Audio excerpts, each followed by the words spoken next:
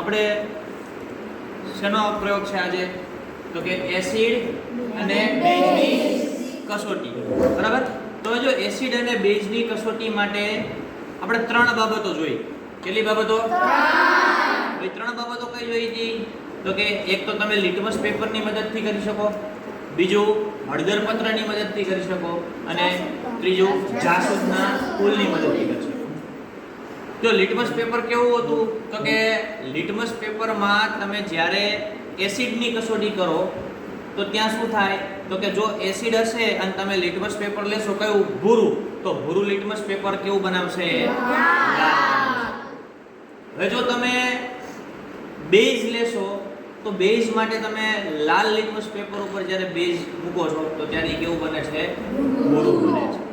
તો એ જ પ્રકારે આજે અહીંયા આપણી પાસે શું છે? તો કે હળદર પત્ર. હળદર પત્ર એટલે કે આપણે કાગળ ઉપર શું કર્યું? તો કે હળદરની પેસ્ટ બનાવી અને એને લગાવી દીધી છે. બરાબર?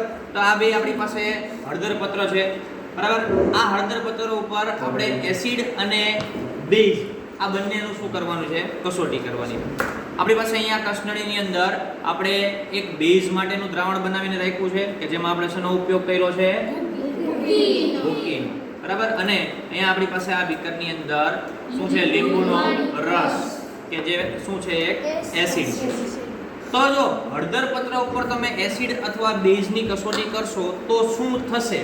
તો આપણે એવું ભણી ગયા કે હળદર પત્ર શું કરે છે?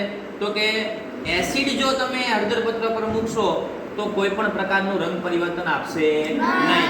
એટલે કે પીળો રંગ જે છે એસિડનો એ કેવો રહે છે? તો કે પીળો જ રહે છે. કોનો? હળદર પત્રનો રંગ. તો અહીંયા આપણે સૌપ્રથમ એસિડથી જ શરૂઆત કરીએ. બરાબર? અહીંયા આપણે આ એસિડને હળદર પત્ર પર મૂકીએ. જો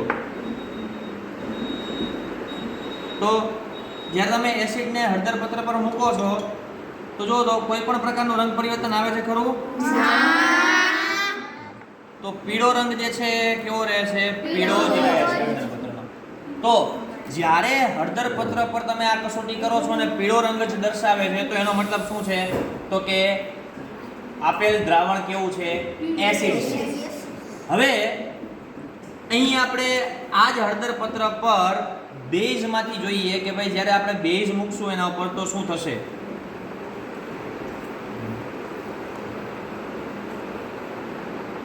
જો અહીં આપણે જ્યારે બેઝ મૂકીએ છીએ તો જોવો તો કેવો રંગ આવ્યો હળદર પત્રનો? લાલ રંગ આવ્યો ને?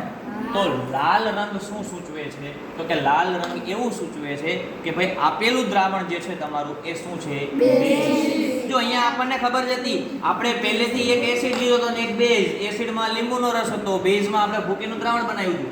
બરાબર ને? તો જ્યારે તમને ખબર નથી કે આપેલ દ્રાવણ એસિડ છે કે બેઝ તો ત્યારે તમે શું કરી શકો? તો કે આવી કસોટી કરી શકો કે ભાઈ હળદર પત્ર પર તમે એક ટીપું તમારા દ્રાવણનું મૂકશો તો જો પીળો રંગ એમનામ રહે તો એનો મતલબ એવો કે તમારું દ્રાવણ કેવું છે? એસિડ છે. જો તમારું પીળું હળદર પત્ર જે છે એ લાલ રંગ દર્શાવે તો એનો મતલબ કેવો? કે એ તમારું દ્રાવણ શું છે? બેઝ છે. તો હવે આની મદદથી એક તમે સરસ મજાની પ્રવૃત્તિ પણ કરી શકો છો.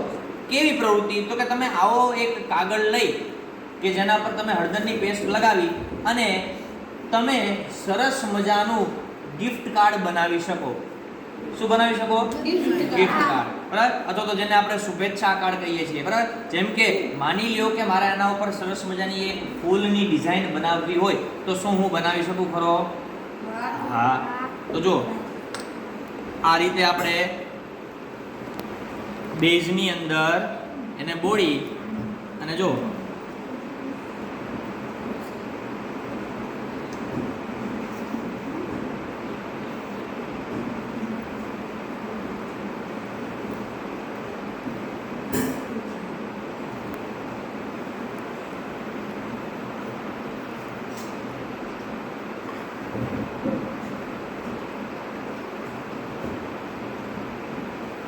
જો બનાવી શકો ને? તો આ પ્રકારે તમારે જો હળદર પત્ર ની કસોટી કરવી હોય તો તમે ઘરે પણ કરી શકો છો અને આ રીતનું હોય કે હળદર પત્ર બનાવી અને તમે શું કરશો તો કે હળદર પત્ર બનાવ્યા બાદ એના પર ભૂકીનું દ્રાવણ લઈ અને તમે તમારા મમ્મી કે પપ્પા કે ઘરમાં નાના ભાઈ બહેન માટે એના બર્થડેમાં શુભેચ્છા કાર્ડ બનાવી શકો છો બરાબર. તો આજે જે આપણે અહીંયા એસિડ અને બેઝની હળદર પત્રની મદદથી કસોટી કરી એ બધાને ખ્યાલ આવી ગઈ હશે બરાબર. તો આ જ રીતે આપણે લિટમસ પેપરની મદદથી પણ કસોટી કરી શકીએ છીએ. લિટમસ પેપરની મદદથી એસિડ અને બેઝની કસોટી આપણે આવતા વિડીયોની અંદર કરીશું. Thank you.